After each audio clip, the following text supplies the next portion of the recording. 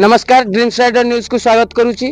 आज आम उपस्थित अच्छु नयागढ़ जिला महितमा ठारू आड़कोटा संजोग करुवा आरडी रोड जहाँकि गत एक वर्ष तले काम संपूर्ण होई रास्ता व्यवहार उपयोगी हो पारी यातायात चली किंतु बड़ विडंबनार विषय ए रास्ता मझिरे एक गर्त सृष्टि होईची। संपृक्त ठेकादार संपृक्त जंत्री उभय किपरि निरीक्षण करुतिले जे ए रास्ता कार्य हेबार 6 मास पुरीनी किंतु एक रास्ता मझिरे गोटे विशाल गात सृष्टि होईची। मु कैमरामैन को अनुरोध करी से गात को टिके देखेबा को कहिबी।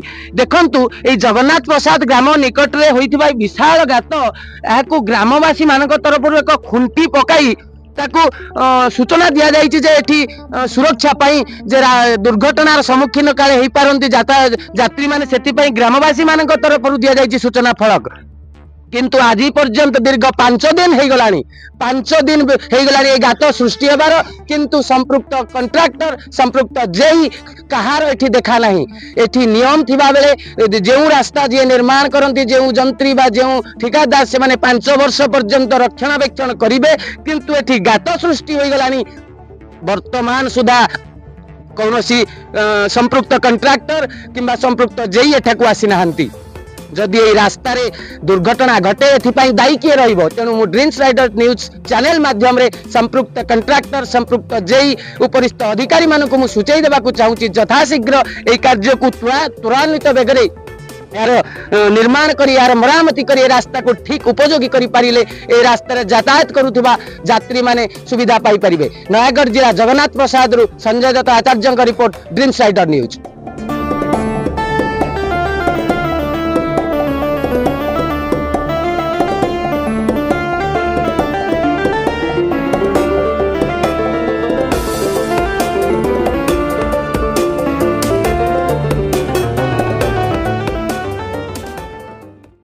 ड्रीम्स राइडर सहित जोड़ेबा पई आम चैनल को सब्सक्राइब फॉलो लाइक सह बेल आइकन को दबांतु। वीडियो को लाइक करने सहित निज प्रियजन को सह शेयर करंतु। नुआ नुआ वीडियो संपर्क रे नोटिफिकेशन पाइबा पई बेल आइकन को दबाइबा को भूलंतु नहीं। ड्रीम्स राइडर ओडिशार 4.5 कोटी जनता समस्या को लोकलोचन को आनिबा सह निरपेक्ष निच्छक सत्य एवं तथ्य भित्तिक खबर प्रकाश करी आपनक सेवा करि आसुछि। या सहित विभिन्न कार्यक्रम द्वारा ग्रामांचल एवं सहरांचल रे सबुठारु लोकप्रिय होई परिछि। ड्रीम्स राइडर सब समय रे आपनक सेवा रे धन्यवाद।